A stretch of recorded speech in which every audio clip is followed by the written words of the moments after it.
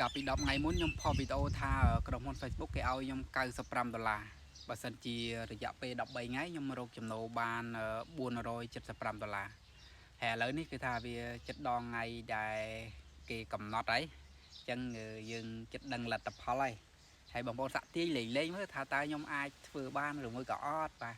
បើសិនជាធ្វើបានគឺវាច្រើនដែរហ្នឹងលុយរង្វាន់$95តែបើធ្វើមិនបានគឺអំបិលបងប្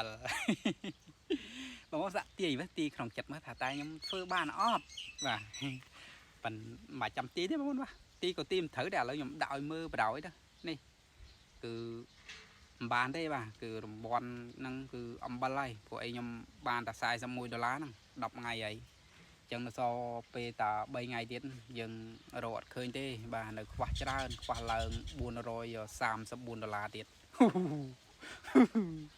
ចឹងបាទដូចខ្ញុំថាចឹងអឺ Facebook គេដាក់ឲ្យយើងលេងនេះវាលើសពីសមត្ថភាពរបស់ខ្ញុំបាទសមត្ថភាពយើងតំណេះគេដាក់ឲ្យយើងឡើងតំណយើងឈោងមិនដល់បើដៃយើងខ្លីហ្នឹងអើយហើយសង្ឃឹមថាបើសិនជាមានលើកក្រោយទៀតបាទលុយរង្វាន់លើកក្រោយទៀតផ្ញើជូនទៅមេបាទកុំធ្វើបាបកូនចៅពេកបាទជួយបទូបថយខ្លះផងហើយតម្លាក់មកអាលុយរង្វាន់ហ្នឹងបាច់ចាំច្រើនដល់$95ទេតែត្រឹម$20បានហើយតែគ្រាន់ថាកូកាកុំដាក់ខ្ពស់ចឹងពេកបាទត្រឹមរយៈពេល13ថ្ងៃអីចឹងរកឲ្យបានត្រឹម110 120ទៅអាហ្នឹងកូនចៅប្រហែលជាមានសង្ឃឹមមានទឹកមាត់លេបខ្លះតែបើថា13ថ្ងៃរកឲ្យបាន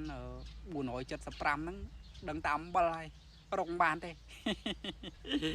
តែអញ្ចឹងវីដេអូហ្នឹងមានតែប៉ុណ្្នឹងទេបាទអរគុណច្រើនថតដើមល្មុតហ្នឹងបានលុយពី Facebook ប៉ុន្មានហើយខ្ញុំអត់ដឹងដែរហ្នឹងហ៎បងតែតោះឥឡូវយើងទៅមើលមកថាបានប្រមាណបាទហើយចាំជួយសរុបឲ្យខ្ញុំផងបាទឥឡូវខ្ញុំហៅចំនួនទឹកលុយបាទ22សេន$13 42សេន$10 47សេន$13 39សេន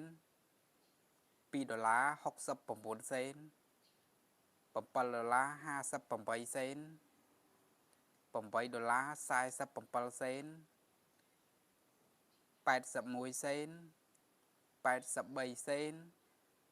52សេន48សេន$2 60សេន7សេនបាទអញ្ចឹងគឺថតដើមល្មុតគឺបានប៉ុណ្ណឹងចាំបងប្អូនមកជួយសរុបផងបាទបានប្រហែលបាទជួយខមមិននៅខាងក្រោមវីដេអូហ្នឹងផងបាទអញ្ចឹងគឺលទ្ធផលគឺចាំមើលនៅក្នុងខមមិនបងប្អូនបាទអរគុណ